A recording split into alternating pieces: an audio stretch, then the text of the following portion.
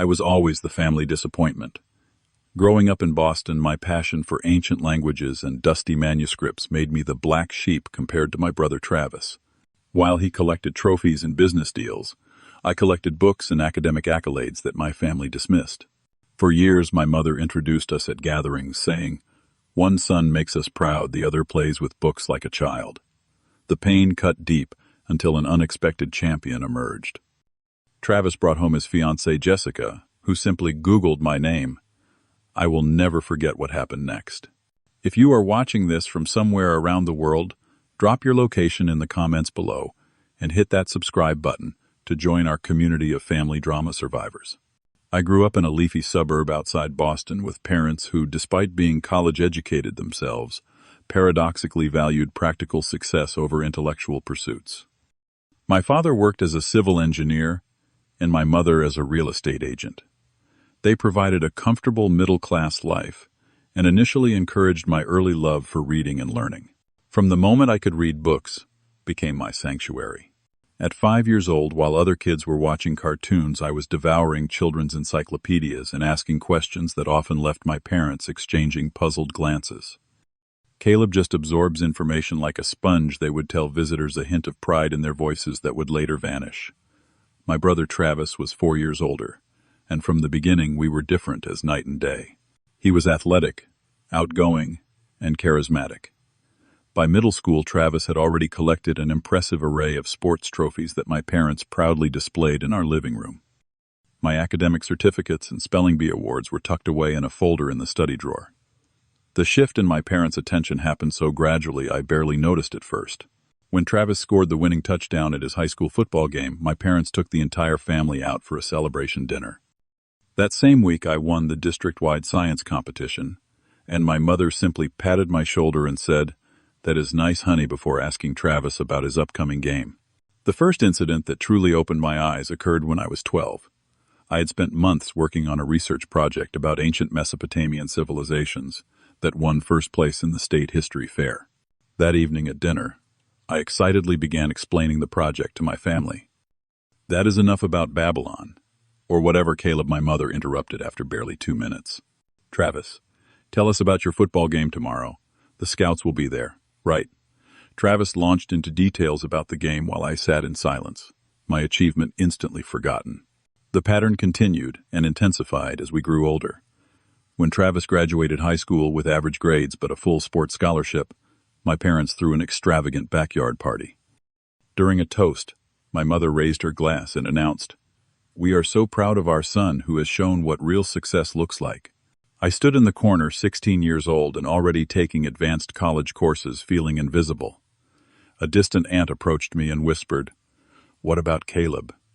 He is doing so well in school, too." My mother overheard and laughed dismissively. "Oh, Caleb is just good with books. Travis is going places in the real world." It was the first time she had publicly compared us, but far from the last. Still, I clung to the belief that eventually my academic achievements would earn recognition from my family.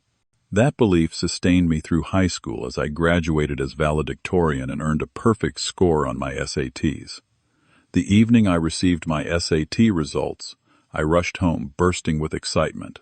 My father was reading the newspaper in his recliner and my mother was preparing dinner. "Mom, Dad, I got my SAT scores today," I announced. "I got a perfect 1600. My father lowered his newspaper slightly. "That is good, son." My mother barely looked up from chopping vegetables. "Will that get you a scholarship?" "We are saving for Travis's business degree, you know. It should help with scholarships," I replied, deflated. "Well, that is useful," then she said, effectively ending the conversation.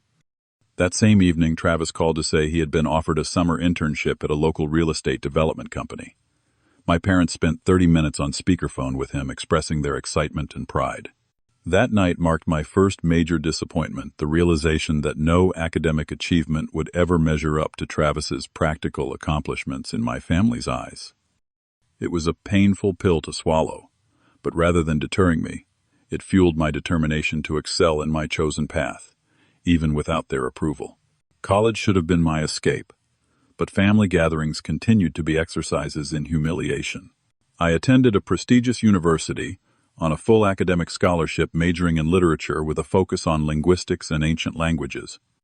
Meanwhile, Travis had graduated, and with our father's business connections, secured a position at a real estate development firm, where he quickly began climbing the corporate ladder. Every holiday and family reunion became increasingly painful as the comparisons between Travis and me grew more explicit. My mother developed a habit of introducing us to relatives and family friends with a telling distinction. "This is Travis, our successful son. He just closed $1 million property deal," she would beam. Then gesturing to me with notably less enthusiasm, "And this is Caleb, our bookworm. He is still in school." The Thanksgiving of my junior year of college stands out as particularly hurtful. I had just had my research on comparative linguistics published in an undergraduate journal, a rare accomplishment that my professors had celebrated. At dinner, my Aunt Jenny kindly asked about my studies. "Actually, I just had a paper published," I began, a flicker of pride warming my chest. My mother interrupted with a laugh that contained not a trace of humor. "Caleb is always playing with his books and languages that nobody speaks anymore. Meanwhile, Travis just purchased his first investment property at 26. "It is not playing, Mom," I said quietly. "The publication is actually quite prestigious for an undergraduate." "Prestigious among who?" "Other people who spend all day in libraries." My father chuckled, raising his glass toward Travis. "Real success is measured in dollars and cents, son." The table erupted in congratulations for Travis, while my accomplishment dissolved into the background, deemed worthless in comparison. I excused myself early from dessert, retreating to my old bedroom where I stared at the ceiling, wondering if I would ever measure up in their eyes. As I progressed through graduate school, my academic success grew alongside my family's alienation. I secured a fully funded PhD program in linguistics, with a focus on ancient Mediterranean languages. My research began gaining attention in academic circles, but at home the narrative remained unchanged. My father established a business partnership with Travis, investing in his growing real estate portfolio, while showing zero interest in my academic path. "When are you going to finish school and get a real job?" became his standard greeting whenever we spoke on the phone. During my final year of doctoral studies, I was quietly completing my dissertation on previously untranslated ancient texts that had significant implications for historical linguistics. The work was demanding but deeply fulfilling. My department chair had already hinted at postdoctoral opportunities and potential book deals, but I shared none of this with my family, knowing it would fall on deaf ears. The turning point came at a family reunion, celebrating my grandparents' 50th wedding anniversary. Travis had just expanded his business into commercial properties and was the center of attention. I sat alone at a table, nursing a drink and contemplating an early departure, when my mother approached with an extended family member I had not seen in years. "This is my younger son, Caleb," she said, with that familiar, dismissive tone. Then came the words that would become seared in my memory. "One son makes us proud, the other plays with books like a child." The relative looked uncomfortable, but my mother continued, "Travis is the real achiever. Caleb is 30 years old and still studying. Can you believe it?" Something broke inside me that day. The casual cruelty of her comparison in front of a virtual stranger revealed how little she understood or valued my life's work. I left the reunion early, drove back to my apartment, and cried for the first time in years. Then I made a decision: I would complete my doctorate and build my career with or without my family's approval. I began pulling away, attending fewer gatherings, making excuses to miss holidays. For the next year, I poured myself into finalizing my dissertation and publishing my research. As invitations came for conferences and guest lectures, I accepted them without mentioning them to my family. The pain of their dismissal had become a dull ache I carried with me, but I was determined not to let it define my future. The invitation to Travis's engagement party arrived during a particularly busy week. I had just successfully defended my dissertation and was preparing for a series of lectures at several universities. My first instinct was to decline, but something made me RSVP yes. Perhaps some part of me still hoped for recognition, or maybe I just wanted to support my brother despite everything. The celebration was held at an upscale restaurant downtown, with my parents hosting. Travis had proposed to Jessica Marshall, a successful marketing executive he had been dating for just over a year. I arrived late, deliberately missing the cocktail hour to minimize awkward small talk. As expected, the evening featured multiple toasts celebrating Travis's professional accomplishments and his relationship with Jessica. My parents beamed with pride as friends and family members took turns praising their successful son and his equally successful fiancée. I sat quietly at my assigned table, exchanging pleasantries with distant relatives who asked the usual questions about when I would finish school and get a real job. I had long since stopped explaining that academia was a real career, with real contributions to knowledge and society. After dinner, while Travis was surrounded by well-wishers, Jessica approached my table and sat down beside me. She was tall and poised with an intelligent expression that immediately put me at ease. "So you are the mysterious brother," she said with a genuine smile. "Travis has mentioned you study languages, but he was pretty vague on the details." "Ancient languages, actually," I replied, expecting the usual glazed expression that followed such an admission. Instead, Jessica leaned forward with interest. "That sounds fascinating." "Which ones, specifically?" Surprised by her sincerity, I found myself explaining my work on Proto-Sinaitic scripts and their influence on modern alphabets. To my astonishment, Jessica asked thoughtful questions and seemed genuinely engaged. "So you actually translate texts that have never been deciphered before? That is incredible," she said. "Are you published? I would love to read your work." Before I could answer, my mother appeared, placing a hand on Jessica's shoulder. "Do not let Caleb bore you with his hobby, dear. Come meet the Andersons. They just built a vacation home near your parents in Santa Barbara." Jessica looked confused but allowed herself to be led away, giving me an apologetic smile. The brief conversation left me with an unfamiliar feeling. Someone in my family circle had actually shown interest in my work without dismissing it. It was small comfort, but comfort nonetheless.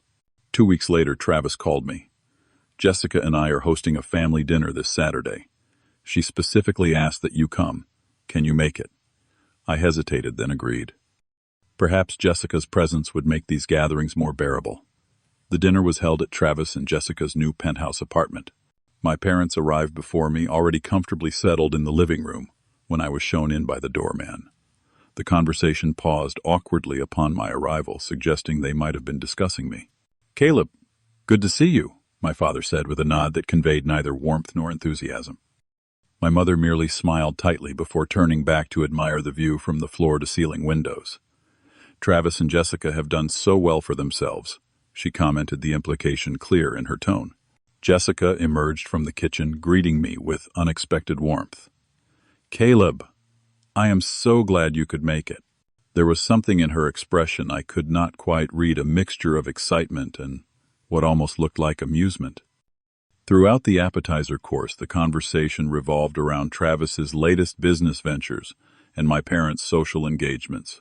I participated minimally, having learned long ago that my contributions to family discussions were seldom welcomed.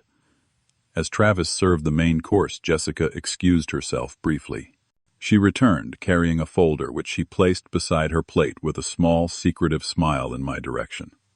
"So," she said casually as we began eating, "I was doing some research online last week and came across something interesting."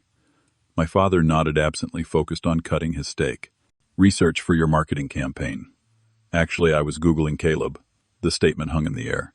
My fork paused midway to my mouth as 3 pairs of eyes turned to Jessica in confusion. "After our chat at the engagement party, I was curious about your work," she continued, looking directly at me. "So I looked you up, and what I found was, well, enlightening." Jessica opened the folder and pulled out several printed pages.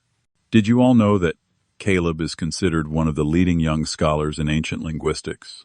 Or that his dissertation on Proto-Sinaitic inscriptions has been called groundbreaking by the Journal of Historical Linguistics?" She slid one of the printouts toward my mother, who stared at it blankly. It was the cover page of my recently published book on ancient Mediterranean language evolution. Or that he has published not 1 but 2 books with Oxford University Press books that, according to these reviews, have revolutionized our understanding of early alphabetic development. The silence around the table was deafening. Travis leaned forward to look at the printouts, genuine surprise on his face. "There is more," Jessica continued, seemingly enjoying herself now. "Caleb has been invited to lecture at Oxford next month. He has received a major research grant from the Historical Linguistics Foundation. And according to this press release, he has just been offered a tenure-track position at Princeton University. My mother's face had gone pale. My father's jaw was clenched so tight I could see a muscle twitching in his cheek. Travis was the first to speak. "Is this true?" he asked me, his tone not accusatory but genuinely curious. I nodded slowly, a complex mixture of emotions washing over me. "Yes, all of it."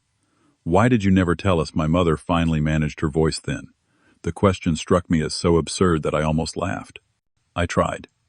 For years I tried to tell you about my work, my publications, my research. You were never interested. You made it abundantly clear that what I do is worthless compared to making money in real estate." My mother's face flushed. "That is not true. We just wanted you to have a stable career." "I have a stable career," I replied, my voice surprisingly steady. "I have job security, international recognition, and work that makes a genuine contribution to human knowledge. What I never had was your support or acknowledgement." My father cleared his throat uncomfortably. "Well, this is unexpected news." Jessica, watching this exchange with keen eyes, continued. "What I find most interesting is that everyone in your academic field knows exactly who Caleb Wright is. His work is cited in major publications. He is invited to speak at prestigious universities around the world. Yet his own family had no idea. The truth spilled out across the elegant dining table, changing everything." My mother attempted to downplay the revelation, mumbling something about being proud of all her children, but the damage to her narrative was irreparable.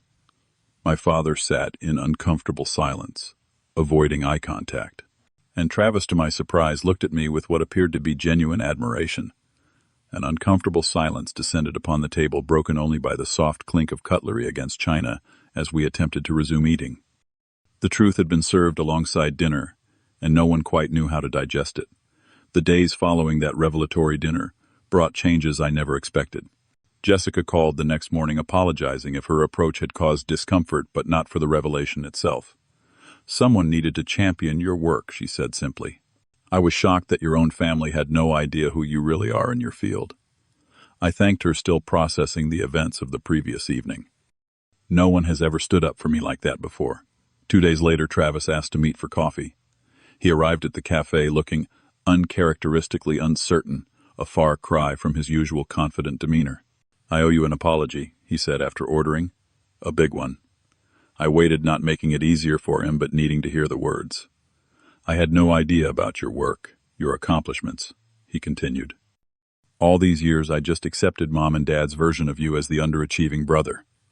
I never questioned it or took the time to find out for myself." "Did you ever wonder why I stopped coming to family events?" I asked quietly. Travis looked genuinely pained. "I thought you were just busy with your studies, or maybe jealous of my success." That sounds horrible now that I say it out loud. It was easier to stay away than to keep hearing how disappointed everyone was in me, I explained. Every family gathering was just another opportunity to be reminded that my work meant nothing. "Jessica has been reading your books," Travis said, changing direction. "She says they are brilliant, even though most of it goes over her head. She printed out all the reviews and academic citations too. There are hundreds." I felt a smile tugging at my lips. "She is quite the researcher." "She is amazing," Travis agreed. "And she is furious with Mom and Dad. She called them elitist and narrow-minded. I have never seen anyone stand up to them like that." We talked for over 2 hours that day, truly connecting as brothers for perhaps the first time in our adult lives. Travis asked genuine questions about my work, and I found myself explaining complex linguistic concepts in ways he could understand and appreciate. "I always thought you were just studying dusty old languages that nobody cared about," he admitted. "I never understood that you were solving historical puzzles and making discoveries." My parents took longer to process the shift in family dynamics. My mother called a week later, her voice strained with what I recognized as her attempt at contrition without actually apologizing. "Your father and I have been thinking about what happened at dinner," she began cautiously. "We want you to know that we are proud of you too, in our way." "In your way," I repeated, the familiar disappointment settling in my chest. "Well, we still worry about your future, of course. Academia can be so unstable." but Jessica showed us those articles about your work, and they seem very impressive. It was a meager offering, but I accepted it as the beginning of a possible change. Thank you for saying that, Mom. Later that month, my father called with an awkward attempt at reconciliation. I was wondering if you might have some advice about diversifying my investment portfolio, he said, as though this business-related question was an olive branch. With your research background, you must be good at analyzing trends. It was his way of acknowledging my intelligence had value, albeit in financial terms he could understand. I spent 30 minutes explaining some basic investment principles, recognizing his effort for what it was. The real turning point came when I received the formal invitation to lecture at Oxford. I decided after much consideration to invite my family to attend. Travis and Jessica immediately accepted. My parents hesitated, making excuses about international travel being difficult. It is fine if you cannot make it, I told them, a new confidence in my voice. But this is a significant moment in my career, and I thought you should have the option to be there. In the end, only Travis and Jessica made the trip to England. Sitting in the audience as I delivered my lecture on newly discovered linguistic connections between ancient cultures, they beamed with genuine pride. Jessica recorded the standing ovation on her phone, and later showed me comments from renowned scholars praising my work. Your brother is kind of a big deal, she teased Travis over dinner that evening. You might want to get his autograph before he becomes too famous to acknowledge his real estate developer brother. Travis laughed, raising his glass in a toast. To Caleb, the brother I never really knew until now. I am sorry it took so long. Back home, my relationship with my parents evolved slowly.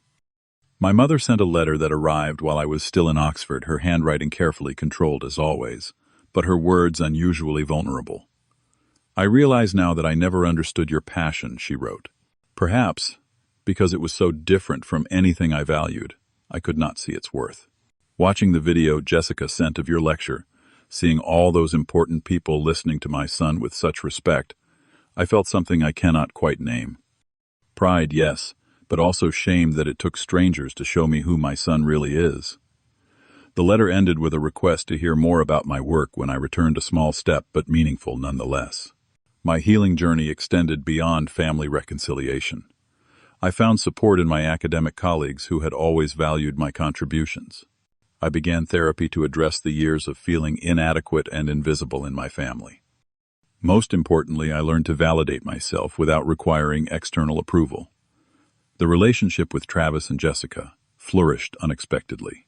They became my most enthusiastic champions, proudly introducing me at their wedding as Dr. Caleb Wright, world-renowned linguist, and the best brother anyone could ask for. My parents smiled tightly from the front row, still adjusting to the new family narrative where both sons had achieved success just in radically different ways. My journey taught me that family validation, while desired, cannot define your worth. True fulfillment comes from honoring your authentic path, even when those closest to you fail to understand it. The pain of familial misunderstanding may never fully heal, but it can transform into wisdom that guides you toward living more authentically. The greatest freedom comes not from winning approval, but from no longer needing it to recognize your own value. Sometimes the family that truly appreciates you is the one you build around yourself, made up of people who see your worth without requiring explanation. Have you ever had your achievements dismissed by family members who simply did not understand their value? Share your experience in the comments below. And if this story resonated with you, please hit that like button and subscribe to our channel for more stories about family dynamics, personal validation, and finding your own path to success. Remember, your worth is not determined by others' ability to recognize it. Thank you for listening, and may you find the courage to honor your authentic self, even when others cannot see its brilliance.